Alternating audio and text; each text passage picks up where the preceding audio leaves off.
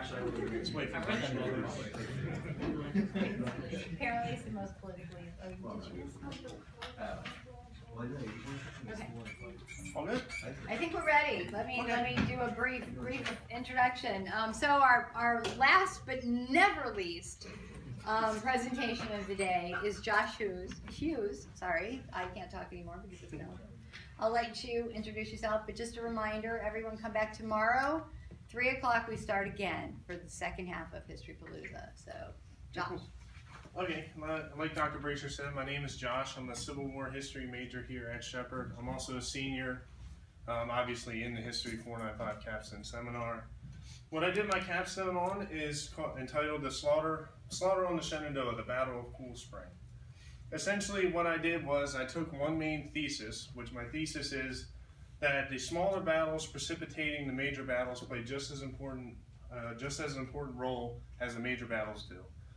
The way I'm going to defend that is that the smaller battles, if it wasn't for them, possibly the campaigns that they were involved in might actually be different, depending on the hypothetical situation. We don't like to use those, but that's the thesis I'm using. I'm saying that these are just as important, such as this, for example, the case study that I'm using here is the Battle of Cool Spring. The Battle of Cool Spring precipitates Cedar Creek and the Valley Campaign of Sheridan's Valley Campaign of 1864, where the actual battle, let's get into the overview here actually. So I'm going to give you guys a quick overview because I got reviews saying that I needed to put this in order to give a better background information as to what actually occurred before the battle. So we're in spring of 1864. Lieutenant General Grant is just put in command of the Union Army, United States Army. He's beginning to move against Lee and what is called the Overland Campaign. He moves against Lee's left flank consistently, moving down towards Cold Harbor, and eventually he lands at Petersburg. Here we'll see a map. You'll see that Lee is moving down.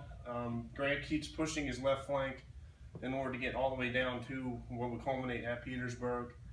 Essentially what happens is Grant is grinding him down. He keeps grinding and grinding and grinding and grinding and taking more and more casualties. Names such as Culpeper Courthouse, Wilderness, Fredericksburg, Spotsylvania, the Second Battle of Fredericksburg, correction,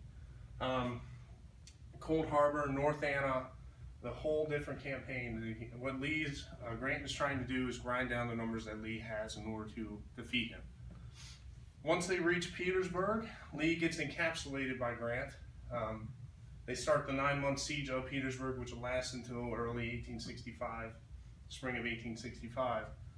What happens is Lee is planning on trying to relieve pressure on the Army of Northern Virginia, which is the Confederate Army that's fighting in this battle.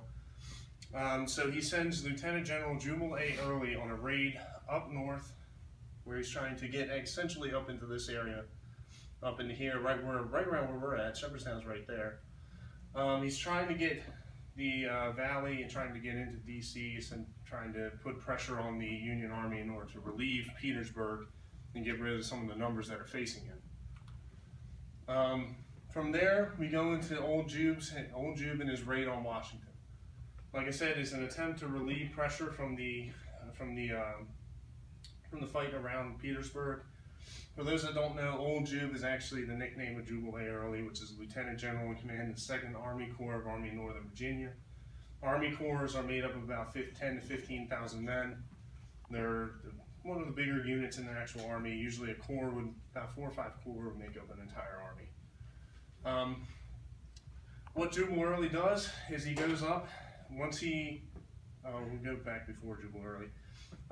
In the valley at this time, David Hunter is pushing John Breckinridge, Major General David Hunter in command of the United States Army, Department of West Virginia. He's pushing on John Breckinridge, who's actually the former Vice President of the United States, and he's pushing him down into the valley and ends up beating him down into right around Lynchburg, Virginia.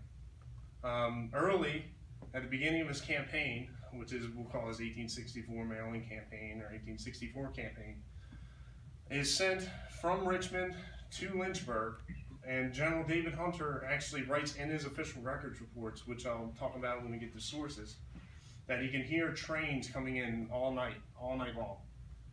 So Hunter assumes that General Early or somebody of a major force has arrived at Lynchburg.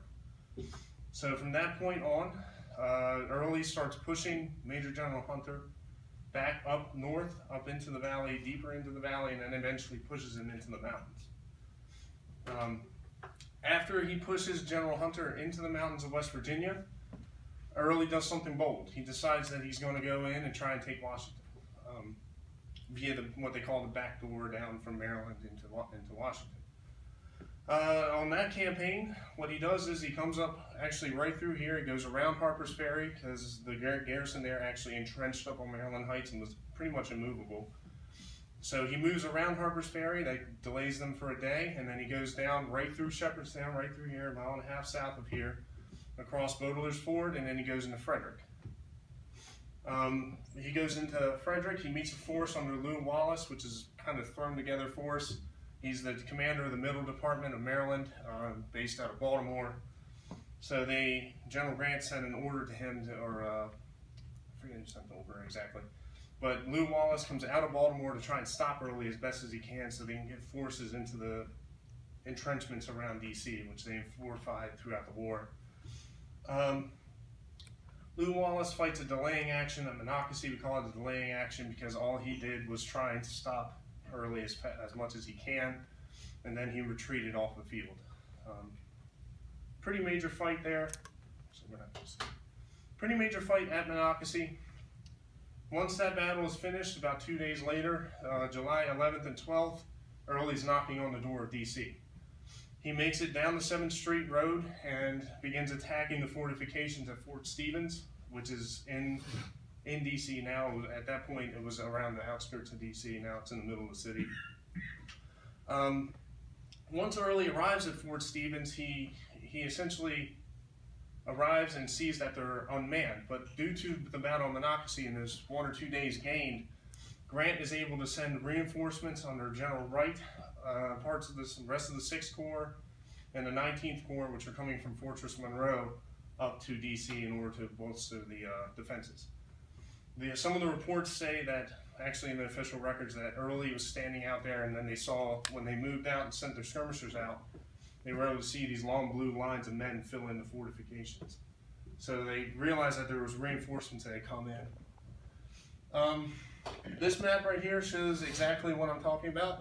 Hunter, you'll see it's all different things going on all different ways. It goes from Hunter going down and then Early arriving at Lynchburg and then back up into Maryland, around through Shepherdstown, down Frederick, into Fort Stevens. Where I'm really interested at is this part right here.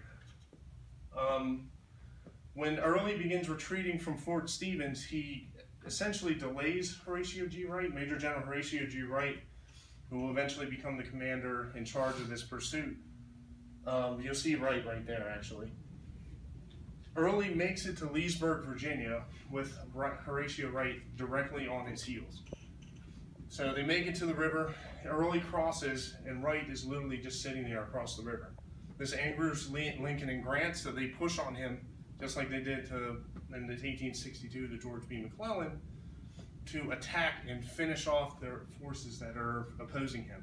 They don't want no more chasing the Confederates. They want to annihilate them so they don't get another threat on D.C. So Early backs off of Leesburg. Wright immediately pushes across into Virginia. Early begins making his way deeper into Virginia as a way to retreat back into the homeland. Wright actually catches up with him right around Hillsborough, Virginia, and Nova in northern Virginia. At Hillsborough, he sends a cavalry force directly across to Purcellville, and they encounter the wagon train of Early's command. So once they encounter the wagon train, they send word back to General Crook, who's actually the commander in charge at Cold Spring, the division and the parts of the forces that are actually there. They send it back to Brigadier General Crook, and they eventually, the next morning after that, he sends an infantry force down the Purcellville Road to try and get at the wagon train. They figure out that the wagon train is actually headed up towards Snickers Gap and Snickersville, and they begin attacking the end of it. Once they make it across, and over into the actual gap of itself. They realize that the Confederates are down across a ford and across over on the other side near Berryville, which we'll see here. So this is the actual battle map of the Battle of Cool Spring. Essentially, the gap is right around in this area where Crook is. He's looking out and he's looking towards this area, and he can see the Confederates on the Breckinridge and Rhodes out here. And they're going, okay, we need to keep pushing on him to get him back deeper into the valley. So he sends, Major General Crook sends Joseph Thoburn, Colonel Joseph Thoburn, in command of the, I believe it's the 2nd Division of the 6th Corps, one of the numbers.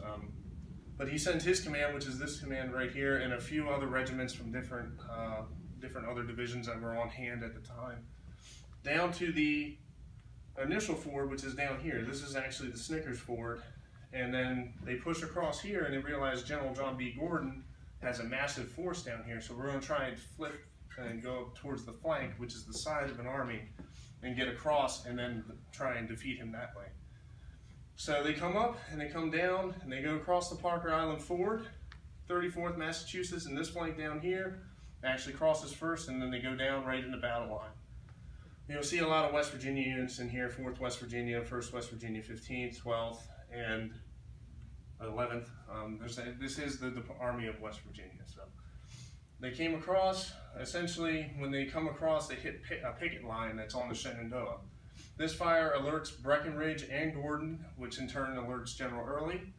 So they send word back to Early, and they say, what should we do, sir? So Early says that you push them back across the ford as quickly as possible in order to regain the ford and the ferry. So Breckinridge orders, oops, hit the wrong button. Breckinridge orders a kind of a false attack on the front, where they go up and they engage, and then the main attack is on the right flank with Brigadier General Rhodes, Doles, Battle, Cox, Grimes. These regiments right here, they come down, they actually engage dismounted cavalry, which are very inexperienced and not used to actually the battle, pitched heat of battle.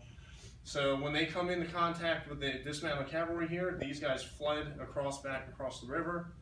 Thoburn has now had his right flank completely exposed due to the dismounted cavalry fleeing.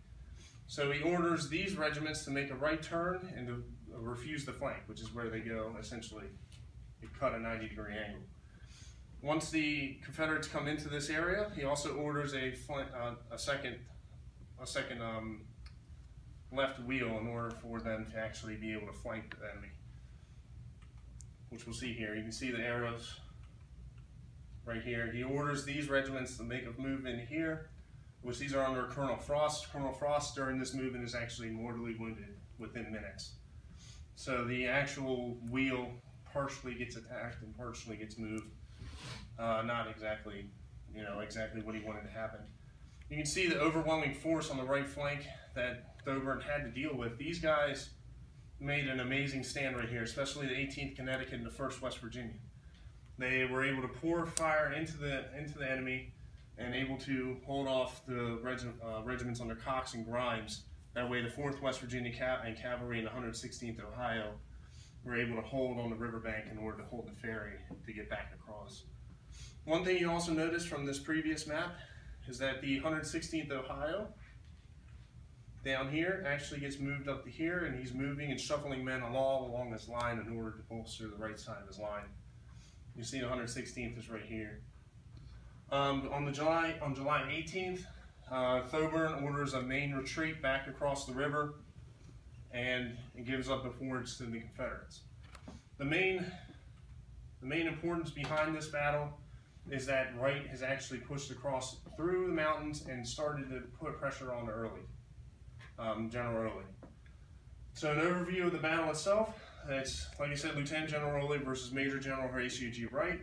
The forces engaged are 5,000 Union, 8,000 Confederates, around 800 casualties, and depending on the historian you ask, it's a draw or a Confederate victory. To me, it's a Confederate victory because the Union were pushed back and they weren't able to gain a foothold in the valley.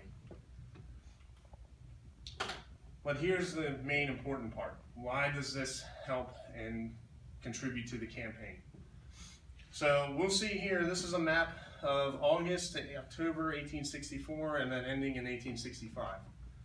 You'll see the first action on this is August 16th. That's within a month of the Battle of Cool Spring. So the Battle of Cool Spring occurs right here near Berryville. So Horatio Wright pushes in, and then they push Early, and he moves to Winchester, and they move up to Harper's Ferry. Early never attempts to go back towards Maryland or into northern soil. Then later in 1864, Hunter is replaced by a commander named Little Phil, Major General Phil Sheridan, who was in command of the cavalry initially. Grant has fed up with the Confederates in the Shenandoah Valley, so he sends 20,000 troops along with Sheridan up to Harper's Ferry and reinforces the 20,000 troops that are located in Harper's Ferry already. So, and then from there, Sheridan begins his Valley Burning campaign, campaign of 64, slowly wearing down Early all the way down to Staunton, Virginia, where it ends around March 2nd, 1865. So, Early never makes his way back into Maryland. He never makes another attempt back into northern soil. That officially ends the attempts of the Confederates trying to get it back north, and Early never makes his way back either Harper's Ferry or anything else. So Cool Spring was one of the first battles that actually resulted in Early being pushed back into the valley and then pushed down. So everything before that, right before into Maryland and everything before that, didn't result in getting pushed back into the valley. When Early gets pushed to Cool Spring, he gets a notification that the Army is there, and then less than a month later, a commander named Phil Sheridan is put into command, and they're able to push him back down into Staunton, Virginia. Like I said, the question of why. Smaller battlefields, like I said, precipitate bigger battles, oftentimes changing the course of the campaign and the war. Cool Spring precipitates the major actions in the Valley of October 1864, which in turn hastened the end of the war. For those that don't know, when Sheridan gets into the Valley after Cool Spring, he is able to pretty much burn everything. He's able to push Early back down, and they will never be able to use the Valley as it was before. So the Cool Spring is one of the causes of Sheridan being appointed to the command at Harper's Ferry, and then he is eventually able to push Early back down throughout the valley into Shenandoah. How much time do I have left? You're about done. About done? All right. Just a few more things. Resources that are used are the official records of the War of the Rebellion. They are actual records that were written by the generals to so-and-so. Like, for example, if it was General Crook's report, he would report to Horatio Wright. Then Horatio Wright would write a report to General Grant, the War Department.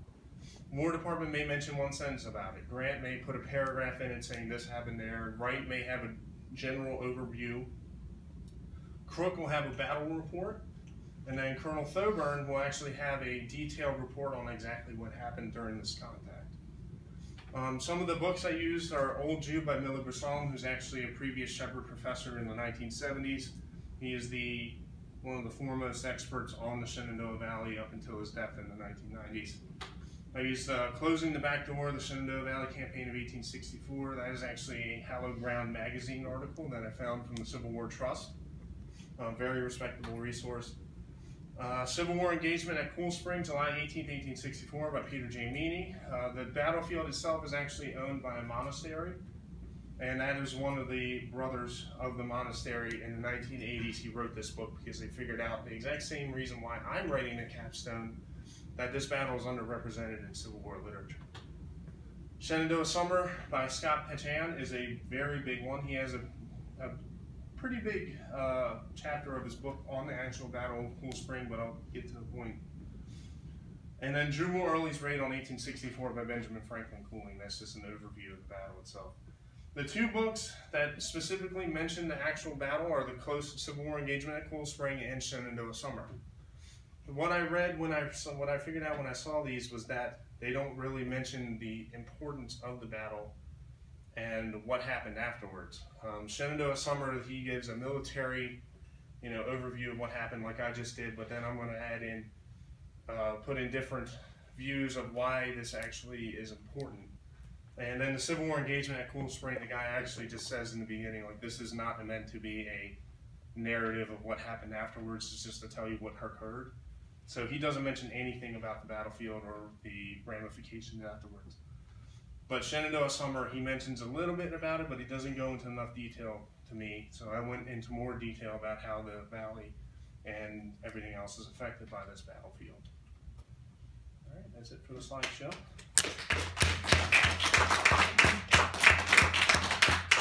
Nice, very nice. Questions?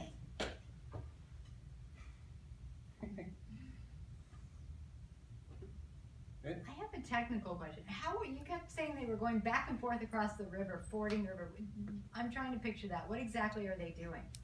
What they're doing is when they go into contact, they try to make what's called a beachhead, and they could get across. Fording the river is essentially just crossing the river. Like by foot? Yeah, I forgot to mention that.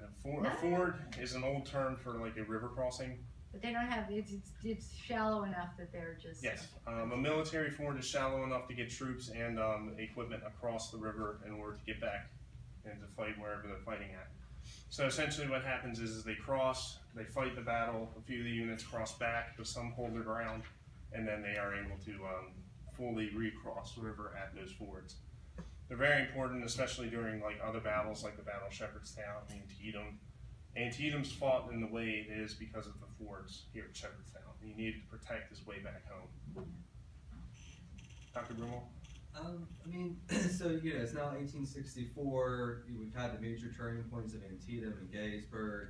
What do you think this campaign or Early's gesture suggests about the depth of Confederate commitment in 1864? What's this kind of show us about morale among Southern troops at this point in the war, seemingly at a point when, all is but lost, if you're to buy certain narratives. So what do you think this tells us about some of those broader cultural issues? I feel that it's a desperate, attack on Washington. When you look into the actual, fortifications, any amount of troops, and the number of troops that they had in D.C. already, there's no way he's taking D.C. Because... And more along those lines, I think it's just more of a morale booster to try and say, hey, we attacked D.C. and we got into the fortifications. We were able to try and get into there, but they were never going to get it. Once they get crushed, they get pushed back out. And what exactly was the question again? Sorry, I lost track. Well, I mean, just going upon that, so are we talking about like a fanaticism here, where it's better death than defeat, or does it suggest there's actually a belief that this thing is still ultimately winnable? That we're talking about a large number of men that Lee's moving into Maryland, into this dangerous situation. So is there still this fundamental belief, at least among Confederate high command, that this thing is winnable? I guess you're suggesting no. Not in practicality, I'm saying no. I believe that they are trying to be able to get out of Petersburg to extend the war. Okay. Because what Lee is sending to Drew Early is he's trying to say, get some forces away from here so I can try and get out of Petersburg. So essentially, from that standpoint, I don't know their actual moral beliefs, but I think that they're trying to get out of Petersburg to extend the war and try to win it. I don't know exactly what Lee was thinking at that time, because Grant is a pretty imposing person and just grinding him down. The numbers are reducing. But I think it's kind of a last gasp thing to try and say, hey, let me try and do this to get out of this and trying to prolong the war. Well, kind of going off of Dr. Bruno's question, do you think if Early was able to quickly defeat the Union defenses, because of what you said already, do you think that could have changed the outcome of the war? Are you asking if he is able to get into D.C. and actually capture the city, or? Correct. Well, I believe that he's never going to be able to do that in the first place. But if he's able to get into Fort Stevens, he's probably pretty quickly pushed out, because they have about 20,000 troops just around the city itself, so they get concentrated and push them right back out. But I'm sorry, I lost track of your question again. If they lost that, if they were successful at defeating the defenses of Monocacy, do you think? Oh, so you're saying that you're asking that if they were able to get straight through Monocacy and go, not even fight the battle, get to DC if they were able to capture it? Correct. It's pretty close. Within 1 or 2 days, depending on how they march, it's a hypothetical again.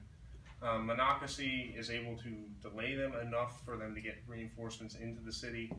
And when Early actually arrives at Fort Stevens, the 19th Corps is marching into DC at that moment. So it's a hypothetical. It's kind of hard to answer, but maybe, maybe not.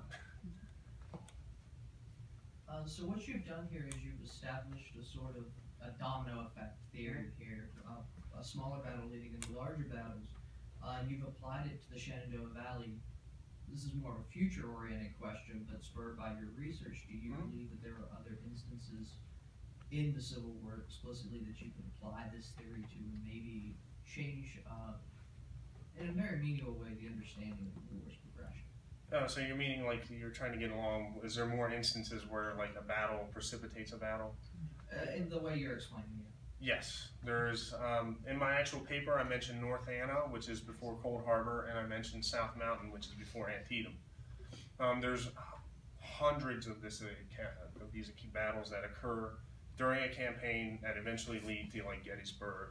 Who knows about the Battle of Williamsport, you know, or the conflicts that they had outside of Gettysburg, the first battle. That Jubal Early actually pushes through Gettysburg, pushes out a militia force. All those battles are important in telling the story of the main campaign itself. So, and they all precipitate and they all lead into something that eventually begins something more. You good? Perry? When looking especially at the official records, are there a lot of discrepancies sometimes between maybe a northern account and a southern account? Yes, especially Jubal Early's accounts. He'll say something different, and Broomall laughed because he knows exactly what I'm talking about. Jubal Early kind of mentions it. He only mentions that there's actually a battle at Cool Spring, but how they got there is different than the Union account. Actually, I didn't find too many reports of Confederates on this. Most of them are from the Union side, but it's most of the accounts you'll find are the Confederates just say that this happened here, which is kind of sad because I didn't find any of their official records, and I really wanted to dig into the Confederate side, wondering what they were thinking, but I did find John Breckinridge's accounts, like I said, of him going back to Early and saying, come back and attack the ferry. But so your question is kind of hard to answer because there's no like, this is what happened here, and then the Union is like, oh, well, this is what happened here. There's really no accounts of that. But in other, you know, the movements here, movements to the actual battlefield, there is differing accounts of how they got there. I think one last question, Star Keaton. Okay, so you've given obviously a great example of a small battle that you have, you know, shown evidence of that has a larger significance. So I'm wondering, in your personal opinion, how you would feel about applying the same principles you just gave to, let's say, a battle in Trans-Mississippi, where there aren't these great order of battle records available, where there's not this really structured regimental command, and you have kind of partisan fighting or regular warfare, guerrilla tactics. Do you think those bear the same level of significance as these more established, more compartmentalized Eastern theater? So you're talking like battles like Picacho Peak and out west, out Pea there. Ridge, Poison Springs, stuff like that. I believe so, yes. Every action that occurs in the campaign leads to the main battle itself. So the campaign that led to Pea Ridge, I haven't done much research on it. So my theory is that, thesis, that the battles preceding Pea Ridge are what lead up to the actual conflict. So they eventually lead to the actual conflict. Any type of guerrilla fighting is the same thing, so in that case you can kind of put it to the fight at Purcellville. So the cavalry come in, they attack the wagon train, they realize, hey, they're moving this way. And the guerrilla fighting at Picacho Peak and other different battles out west lead to some type of information that will eventually lead to the main battle itself. Excellent. All right, well, I think that's all we have time for. Thanks. Thank you all for coming. Come back tomorrow, same time.